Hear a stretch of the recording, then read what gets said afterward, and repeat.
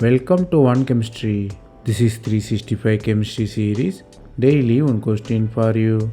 Here you have lineage and compound with terminal methyl group, and you have alkene there.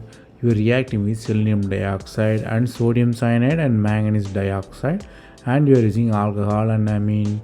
You have to guess what will be the final product here. The whole reaction is dictated by the reagent. First reagent you are using selenium dioxide. Selenium dioxide will help for the allylic oxidation. There are three allylic alcoholic positions, but the terminal ones are stable because of the steric possibility. Selenium dioxide undergo 3,3 sigma tropic rearrangement, so terminal position is less steric. Then next step you are using MnO2.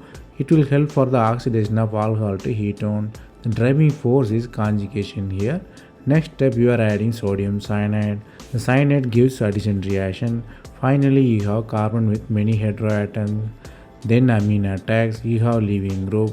Finally you have the alcohol in the same position. Then you are using MnO2. Again it oxidizes the alcohol to ketone. Finally you have the product. MnO2 contributes 2 times here. The concept you have to learn here is selenium dioxide. Selenium dioxide always promote the allylic oxidation.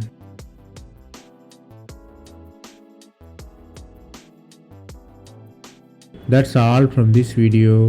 Thanks for watching. If you have any suggestion, comment below.